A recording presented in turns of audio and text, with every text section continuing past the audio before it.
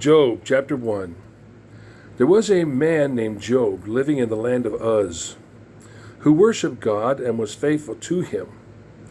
He was a good man, careful not to do anything evil.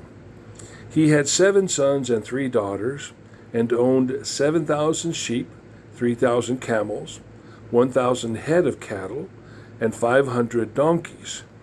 He also had a large number of servants and was the richest man in the East. Job's sons used to take turns giving a feast, to which all the others would come, and they always invited their 3 sisters to join them. The morning after each feast, Job would get up early and offer sacrifices for each of his children in order to purify them. He always did this because he thought that one of them might have sinned by insulting God unintentionally. When the day came for the heavenly beings to appear before the Lord, Satan was there among them. The Lord asked him, "What have you been doing?" And Satan answered, "I have been walking here and there, roaming around the earth." "Did you notice my servant Job?" the Lord asked. "There is no one on earth as faithful and good as he is. He worships me and is careful not to do anything evil." Satan replied, "Would Job worship you if he got nothing out of it? You have always protected him and his family and everything he owns. You bless everything he does, and you have given him enough cattle to fill the whole country.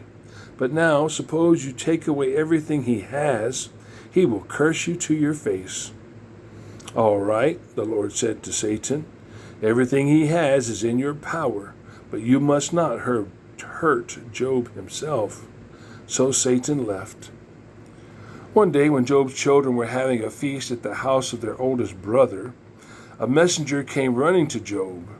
"We were plowing the fields with the oxen," he said, "and the donkeys were in a pasture nearby. Suddenly, the Sabeans attacked and stole them all. They killed every one of your servants except me. I am the only one who escaped to tell you." Before he had finished speaking, another servant came and said, "Lightning struck the sheep and the shepherds and killed them all. I am the only one who escaped to tell you." Before he had finished speaking, another servant came and said, "3 bands of Chaldean raiders attacked us, took away the camels, and killed all your servants except me.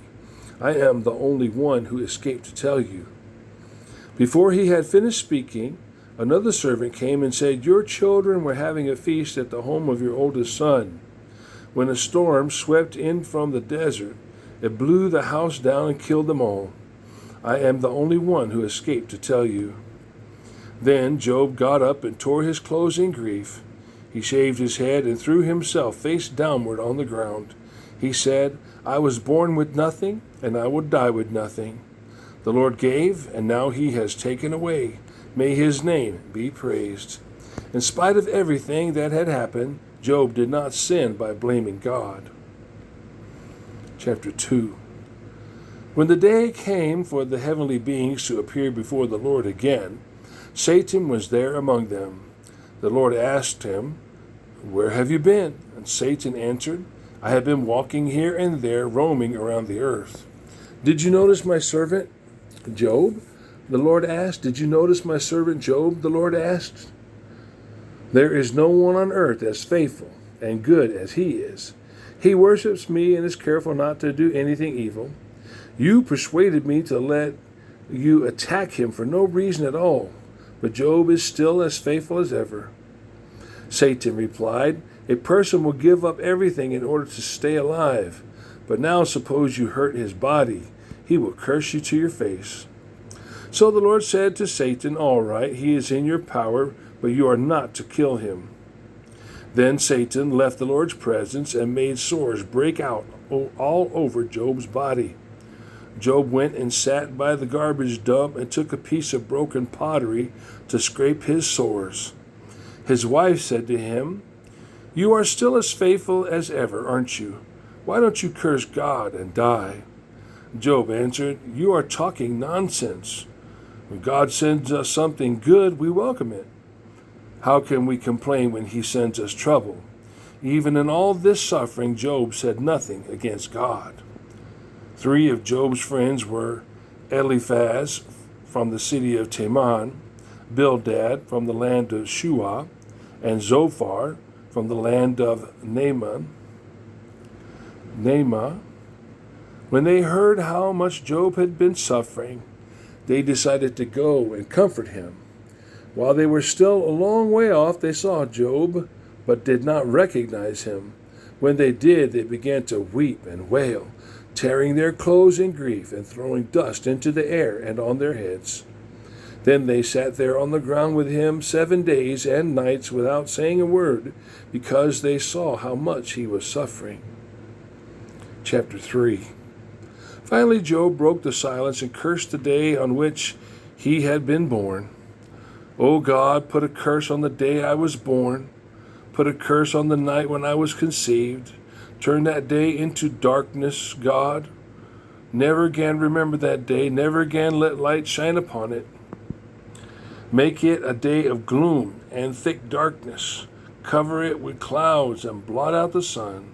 Blot that night out of the year and never let it be counted again. Make it a barren, joyless night. Tell the sorcerers to curse that day, those who know how to control Leviathan. Keep the morning star from shining. Give that night no hope of dawn.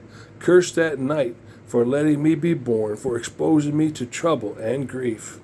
I wish I had died in my mother's womb, or died the moment I was born. Why did my mother hold me on her knees? Why did she feed me at her breast? If I had died then, I would be at rest now, sleeping like the kings and rulers who rebuilt ancient palaces. Then I would be sleeping like princes who filled their houses with gold and silver, or sleeping like a stillborn child. In the grave, wicked people stop their evil, and tired workers find rest at last. Even prisoners enjoy peace, free from shouts and harsh comments. Free from shouts and harsh commands. Everyone is there, the famous and the unknown, and slaves at last are free. Why let people go on living in misery? Why give light to those in grief? They wait for death, but it never comes. They prefer a grave to any treasure. They are not happy till they are dead and buried. God keeps their future hidden and hems them in on every side. Instead of eating, I mourn. I can never stop groaning. Everything I fear and dread comes true. I have no peace, no rest, and my troubles never end. Chapter 4. Job, will you be annoyed if I speak? I can't keep quiet any longer. You have taught many people and given strength to feeble hands. When someone stumbled, weak and tired, your words encouraged him to stand. Now it's your turn to be in trouble, and you are too stunned to face it. You worshipped God, and your life was blameless, and so you should have confidence and hope. Think back now. Name a single case where someone righteous met with disaster. I have seen people plow fields of evil and plant wickedness like seed. Now they harvest wickedness and evil. Like a storm, God destroys them in his anger. The wicked roar and growl like lions, but God silences them and breaks their teeth. Like lions with nothing to kill and eat, they die, and all their children are scattered. Once a message came quietly, so quietly I could hardly hear it. Like a nightmare, it disturbed my sleep. I trembled and shuddered. My whole body shook with fear. A light breeze touched my face, and my skin crawled with fright. I could see something standing there. I stared, but couldn't tell what it was. Then I heard a voice out of the silence. Can anyone be righteous in the sight of God, or be pure before his Creator? God does not trust his heavenly servants. He finds fault even with his angels. Do you think he will trust a creature of clay, a thing of dust that can be crushed like a moth? We may be alive in the morning, but die unnoticed before evening comes. All that we have is taken away. We die, still lacking wisdom. In chapter 5. Call out, Job. See if anyone answers. Is there any angel to whom you can turn? To worry yourself to death with resentment would be foolish. Senseless thing to do. Verse 2. To worry yourself to death with resentment would be a foolish, senseless thing to do. I have seen fools who look secure, but I called down a sudden curse on their homes. Their children can never find safety. No one stands up to defend them in court. Hungry people will eat the fool's crops, even the grain growing among the thorns, and thirsty people will envy his wealth. Evil does not grow in the soil, nor does trouble grow out of the ground. No, indeed, we bring trouble on ourselves, as surely as sparks fly up from a fire. If I were you, I would turn to God and present my case to Him. We cannot understand the great things He does, and to His miracles there is no end. He sends rain on the land and He waters the fields. Yes, it is God who raises the humble and gives joy to all who mourn. He upsets the plans of cunning people and traps the wise in their own schemes, so that nothing they do succeeds. Even at noon they grope in darkness, but God saves the poor from death. He saves the needy from oppression. He gives hope to the poor and silences the wicked. Happy is the person whom God corrects. Do not resent it when He rebukes you. God bandages the wounds He makes. His hands hurt you, and His hands heal. Time after time He will save you from harm. When famine comes, He will keep you alive, and in war protect you from death. God will rescue you from slander. He will save you when destruction comes. You will laugh at violence and hunger, and not be afraid of wild animals. The fields you plow will be free of rocks. Wild animals will never attack you. Then you will live at peace in your tent. When you look at your sheep, you will find them safe. You will have as many children as there are blades of grass in a pasture. Like wheat that ripens till harvest time, you will live to a ripe old age. Job, we have learned this by a long study. It is true, so now accept it. Chapter 6. If my troubles and griefs are weighed on scales, they would weigh more than the sands of the sea, so my wild words should not surprise you. Almighty God has shot me with arrows. Almighty God has shot me with arrows, and their poison spreads through my body. God has lined up His terrors against me. A donkey is content when eating grass, and a cow is quiet when eating hay. But who can eat flat, unsalted food? What taste is there in the white of an egg? I have no appetite for food like that, and everything I eat makes me sick. Why won't God give me what I ask? Why won't He answer my prayer? If only He would go ahead and kill me. If I knew He would, I would leap for joy no matter how great my pain. I know that God is holy. I have never opposed what He commands. What strength do I have to keep on living? Why go on living when I have no hope? Am I made of stone? Is my body bronze? I have no strength left to save myself. There is nowhere I can turn for help. In trouble like this, I need loyal friends, whether I have forsaken God or not. But you, my friends, you deceive me like streams that go dry when no rain comes. The streams are choked with snow and ice, but in the heat they disappear. And the stream beds lie bare and dry. Caravans get lost looking for water. They wander and die in the desert. Caravans from Sheba and Tema search, but their hope dies beside dry streams. You are like those streams to me. You see my fate and draw back in fear. Have I asked you to give me a gift or to bribe someone on my behalf? Or to save me from some enemy or tyrant? All right, teach me. Tell me my faults. I will be quiet and listen to you. Honest words are convincing, but you are talking nonsense. You think I am talking nothing but wind? Then why do you answer my words of despair? You would even roll dice for orphan slaves and make yourselves rich off your closest friends. Look me in the face. I won't lie. You have gone far enough. Stop being unjust. Don't condemn me. I'm in the right. But you think I'm lying. You think I can't tell right from wrong. Chapter 7. Human life is like forced army service. Human life is like forced army service. Like a life of hard manual labor. Like a slave longing for cool shade. Like a worker waiting to be paid. Month after month I have nothing to live for. Night after night brings me grief. When I lie down to sleep, the hours drag. I toss all night and long for dawn. My body is full of worms. It is covered with scabs. Pus runs out of my sores. My days pass by without hope, pass faster than a weaver's shuttle. Remember, O God, my life is only a breath. My happiness has already ended.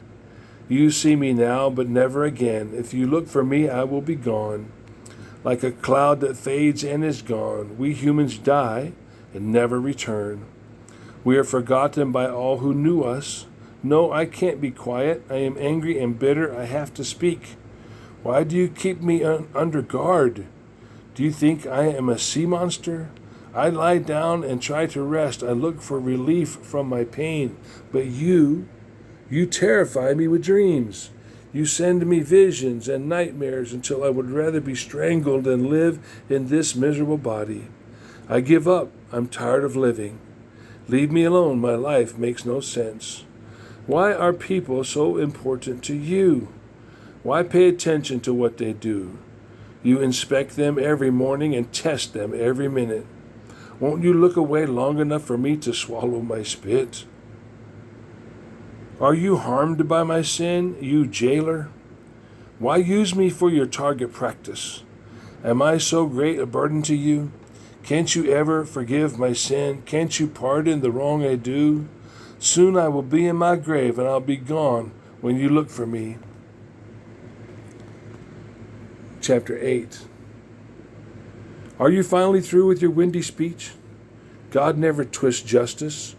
He never fails to do what is right. Your children must have sinned against God, and so he punished them as they deserved. But turn now and plead with Almighty God. If you are so honest and pure, then God will come and help you and restore your household as your reward. All the wealth you lost will be nothing compared with what God will give you then. Look for a moment at ancient wisdom. Consider the truths our ancestors learned. Our life is short. We know nothing at all. We pass like shadows across the earth. But let the ancient wise people teach you. Listen to what they had to say. Reeds can't grow where there is no water. They are never found outside a swamp. If the water dries up, they are the first to wither, while still too small to be cut and used. Godless people are like those reeds. Their hope is gone once God is forgotten. They trust a thread, a spider's web. If they lean on a web, will it hold them up? If they grab for a thread, will it help them stand?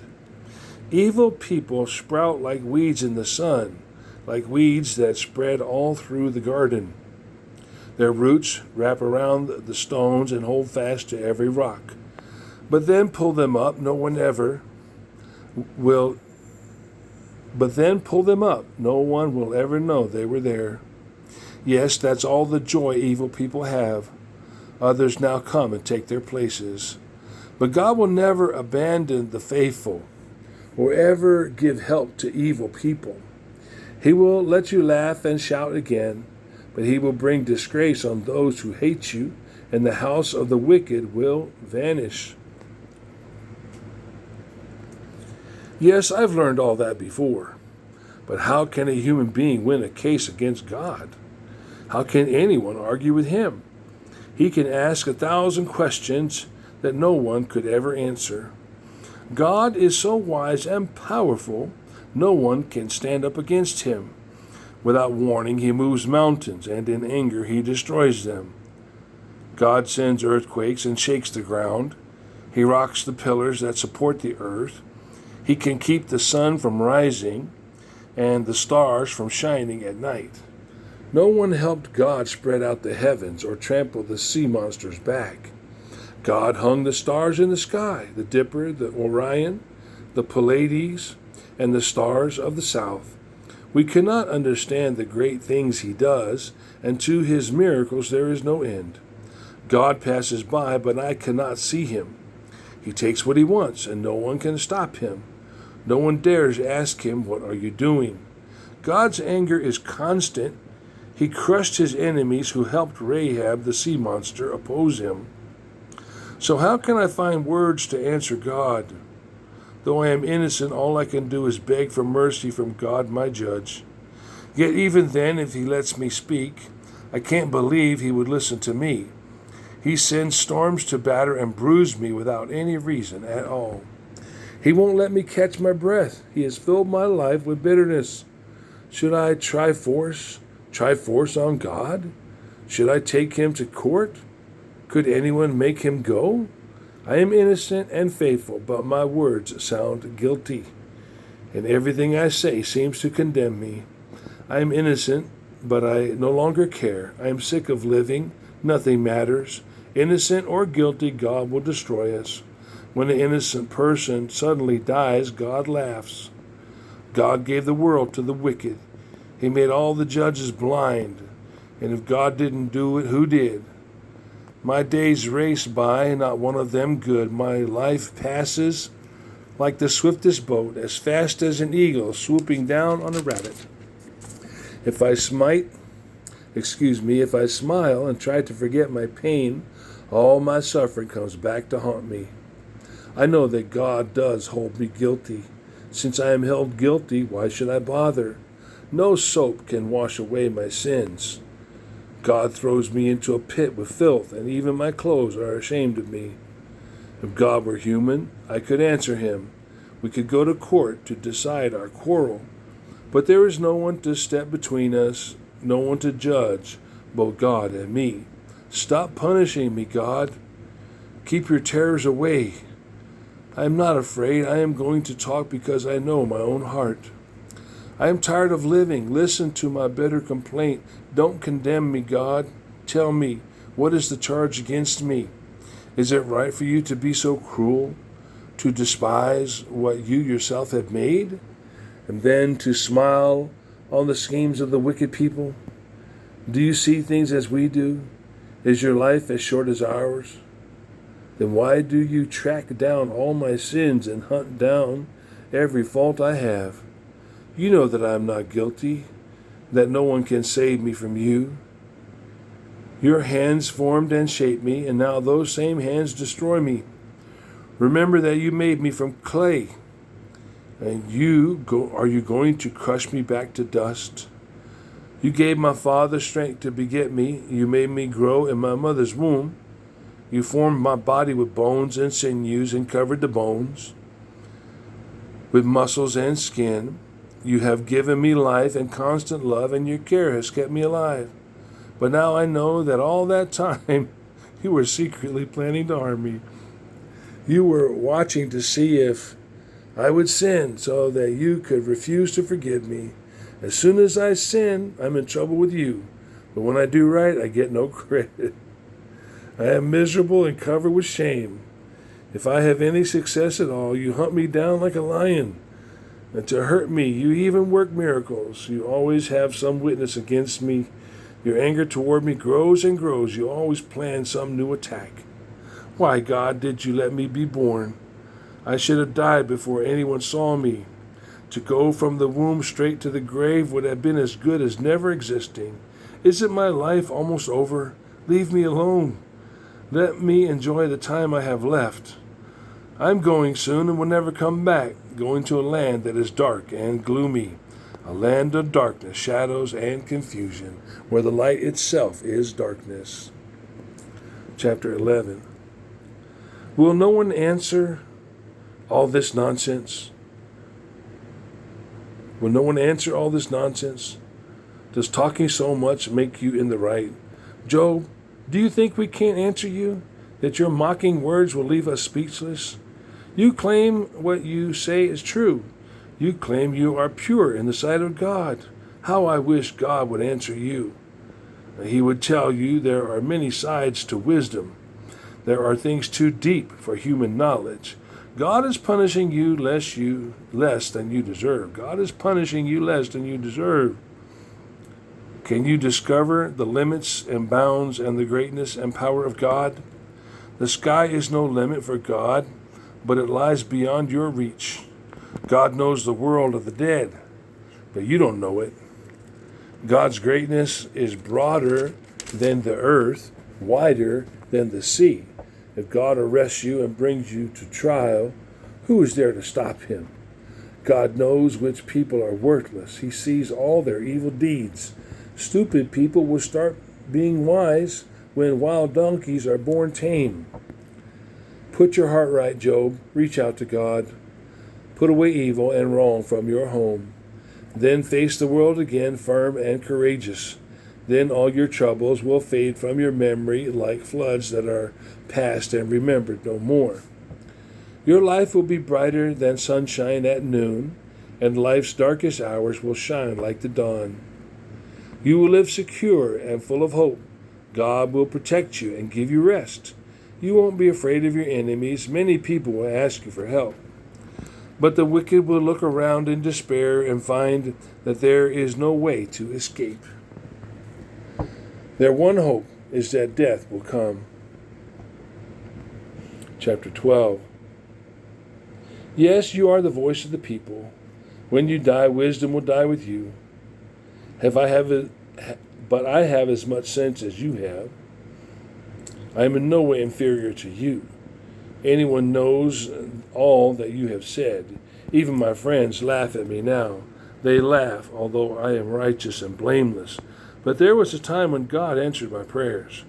You have no troubles, and yet you make fun of me. You hit someone who is about to fall. But thieves and godless people live in peace, though their only God is their own strength. Even birds and animals have much they could teach you. Ask the creatures of earth and sea for their wisdom. All of them know that the Lord's hand made them. It is God who directs the lives of his creatures. Everyone's life is in his power. But just as your tongue enjoys tasting food, your ears enjoy hearing words. Old people have wisdom, but God has wisdom and power. Old people have insight. God has insight and power to act. When God tears down, who can rebuild? And who can free those God imprisons? Drought comes when God withholds rain. Floods come when he turns water loose.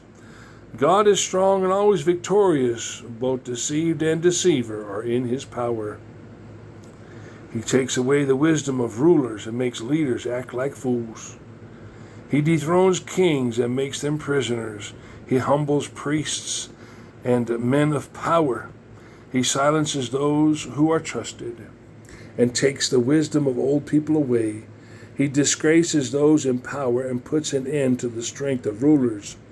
He sends light to places dark as death. He makes nations strong and great. But then he defeats and destroys them. He makes their leaders foolish and lets them wander confused and lost. They grope in the dark and stagger like drunkards. Chapter 13. Everything you say I have heard before. I understand it all. I know as much as you do. I am not your inferior, but my dispute is with God, not you. I want to argue my case with him. You cover up your ignorance with lies. You are like doctors who can't heal anyone. Say nothing, and someone may think you are wise. Listen while I state my case. Why are you lying? Do you think your lies will benefit God? Are you trying to defend him? Are you going to argue his case in court? If God looks at you closely, will he find anything good? Do you think you can fool God the way you fool others? Even though your prejudice is hidden, he will reprimand you, and his power will fill you with terror. Your proverbs are as useless as ashes. Your arguments are as weak as clay. Be quiet and give me a chance to speak, and let the results be what they will. I am ready to risk my life. I've lost all hope. So what if God kills me? I'm going to state my case to him. It may even be that my boldness will save me, since no wicked person would dare to face God. Now listen to my words of explanation. I am ready to state my case, because I know I am in the right. Are you coming to accuse me, God? If you do, I'm ready to be silent and die. Let me ask for two things. Agree to them, and I will not try to hide from you. Stop punishing me, and don't crush me with terror. Speak first, O God, and I will answer. Or let me speak, and you answer me. What are my sins? What wrongs have I done? What crimes am I charged with? Why do you avoid me? Why do you treat me like an enemy? Are you trying to frighten me? I'm nothing but a leaf. You are attacking a piece of dry straw. You bring bitter charges against me, even for what I did when I was young. You bind chains on my feet. You watch every step I take, and even examine my footprints. As a result, I crumble like rotten wood, like a moth-eaten coat. Chapter 14. We are all born weak and helpless. All lead the same short, troubled life. We grow and wither as quickly as flowers. We disappear like shadows. Will you even look at me, God, or put me on trial and judge me? Nothing clean can ever come from anything as unclean as human beings. The length of our lives is decided beforehand, the number of months we will live. You have settled it, and it can't be changed. Look away from us and leave us alone. Let us enjoy our hard life if we can. There is hope for a tree that has been cut down. It can come back to life and sprout, even though its roots grow old and its stump dies in the ground. With water, it will sprout like a young plant, but we die, and that is the end of us. We die, and where are we then? Like rivers that stop running and lakes that go dry, people die, never to rise. They will never wake up while the sky endures. They will never stir from their sleep. I wish you would hide me in the world of the dead. Let me be hidden until your anger is over, and then set a time to remember me. If a man dies, can he come back to life? But I will wait for better times. Wait till this time of trouble is ended. Then you will call, and I will answer, and you will be pleased with me, your creature. Then you will watch every step I take, but you will not keep track of my sins. You will forgive them and put them away. You will wipe out all the wrongs I have done. There comes a time when mountains fall and solid cliffs are moved away. Water will wear down rocks, and heavy rain will wash away the soil. So you destroy our hope for life. You overpower us and send us away forever. Our faces are twisted in death. Our children win honor, but we never know it. Now are we told when they are disgraced, nor are we told when they are disgraced. We feel only the pain of our own bodies and the grief of our own minds.